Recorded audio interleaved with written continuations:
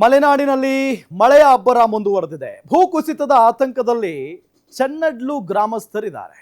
ಚನ್ನಡ್ಲು ಗ್ರಾಮದಲ್ಲಿ ರಸ್ತೆ ಪಕ್ಕ ಗುಡ್ಡ ಕುಸಿದು ಬಿಟ್ಟಿದೆ.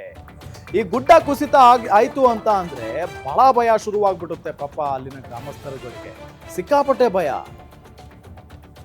ಏನ್ ಮಾಡ್ಬೇಕು ಅಂತಾನೆ ಗೊತ್ತಾಗಲ್ಲ ಅವರಿಗೆ. ಚನ್ನಡ್ಲು ಗ್ರಾಮದಲ್ಲಿ ರಸ್ತೆ ಪಕ್ಕ ಗುಡ್ಡ ಕುಸಿತ ಆಗಿದೆ. ಚಿಕ್ಕಮಗಳೂರು ಜಿಲ್ಲೆಯ ಕಳಸ ತಾಲೂಕಿನ ಚನ್ನಡ್ಲು ಗ್ರಾಮದಲ್ಲಿರುವಂತ ಒಂದು ಗುಡ್ಡ. ಮೆಟ್ಟಿಲುಗಳ ಮೇಲಿಂದ ಭಾರಿ ಪ್ರಮಾಣದ ನೀರು ಹರಿತಾ ಇದೆ. 2019ರಲ್ಲಿ ಭೂಕುಸಿತವನ್ನ ಕಂಡಿದ್ದಂತ ಚನ್ನಡ್ಲು ಗ್ರಾಮ ಮತ್ತೆ ಭೂಕುಸಿತದ ಆತಂಕವನ್ನ ವರುಣ ಹುಟ್ಟಿಸಿದಾನೆ. ಈಗ ಮಲೆನಾಡಿನಲ್ಲಿ ಮಳೆಯ ಅಬ್ಬರ ಮುಂದುವರೆದಿದೆ. ಸಾಲು ಸಾಲು ಅವಾಂತರಗಳಾಗ್ತಾ ಇದ್ದಾವೆ. ಮತ್ತೊಂದು ಕಡೆ ಭೂಕುಸಿತದ ಭಯ ಕೂಡ ಕಾಡ್ತಾ ಇದೆ. ಗುಡ್ಡ ಕುಸಿತ ಆಗಿರುವಂತಹ ದೃಶ್ಯವನ್ನ ನಿಮಗೆ ತೋರಿಸ್ತಾ ಇದ್ದೀವಿ. ನೀರು ಹೋಗೋಕೆ ದಾರಿ ಮಾಡಿಕೊಡ್ತಾ ಇದ್ದಾರೆ ಅಲ್ಲಿನ ಸ್ಥಳೀಯರೇ.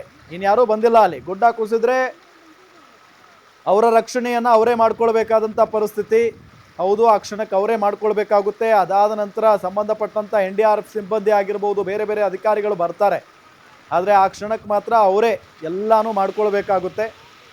ಹಾಗಾಗಿ ಮಲೆನಾಡು ಅಂತ ಅಂದರೆ ಅಲ್ಲಿ ಯಾವಾಗಲೂ ಮಳೆ ಇದ್ದೇ ಇರುತ್ತೆ.